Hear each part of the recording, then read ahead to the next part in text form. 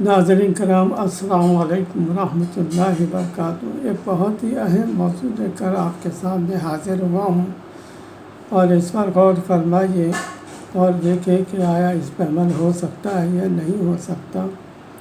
معاشرتی اصلاح کا سنہری موقع، تقدس، رشتہ اور رزق حلال۔ ہمارے معاشرے میں رشوت ایک ایسی لعنت بن چکی ہے جو کسی نہ کسی شکل میں جڑیں پکڑ چکی ہے۔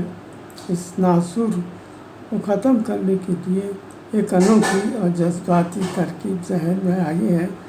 امید ہے کہ آپ کو پسند آئے گی، جس کا مرکز ہمارے معاشرے کے 4 انتہائی مقدس اور مضبوط رشتے ہیں: ماں، بیٹی، بہن اور بیوی۔ یہ وہ رشتے ہیں جن کا احترام ہر مرد کے دل میں ہوتا ہے۔ عموماً کہی ہوئی بات کو رد کرنا ممکن نہیں ہوتا۔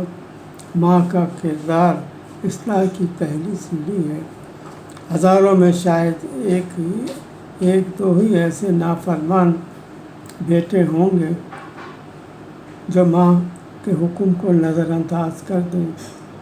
اگر ایک ماں کو یہ معلوم ہو جائے اس کا بیٹا ناجائز دولت کما رہا ہے اور گھر میں حرام رزق لا رہا ہے، وہ اسے سختی سے یہ حکم دے سکتی ہے کہ آج کے بعد اس گھر میں کوئی حرام کی کمائی نہیں آئے گی، ورنہ یا تم اس گھر میں رہو گے یا میں رہوں گی۔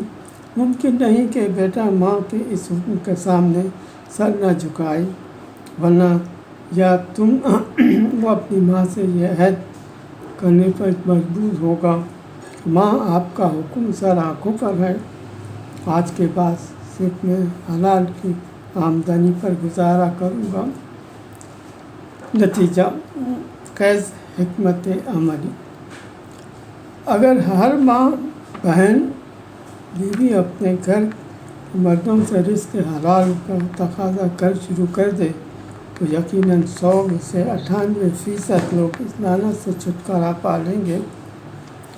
جب گھر کی بنیاد تقویٰ اور حلال رزق پر ہوگی تو پورا معاشرہ امن اور سکون کا گہوارہ بن جائے گا۔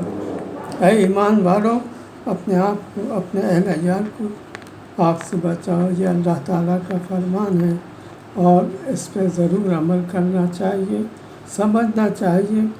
بے شک ناجائز آمدنی سے بظاہر تو بہت فائدے نظر آتے ہیں، لیکن دنیا اور آخرت میں دونوں میں انسان کو ذلیل ہونا پڑتا ہے۔ سب سے اہم بات کہ اس کی نظریں جھک جاتی ہیں جو رشوت لیتا ہے۔ تو ایسے کام کرنے سے کیا فائدہ ہے؟ اللہ کو راضی کرے، اللہ بہت کچھ دینے والا ہے۔ یہی میرا مشورہ ہے آپ سے، اور اگر آپ کو جو ویڈیو پسند آتی ہے تو آپ اس کو دوسروں تک، ایسے افراد کے پاس پہنچائیے جو اس لعنت میں مبتلا ہیں، اور تاکہ ان کی اصلاح ہو اور اللہ تعالیٰ ان پر رحم کرے۔ آمین ثم آمین۔ وعلیکم السلام ورحمۃ اللہ وبرکاتہ۔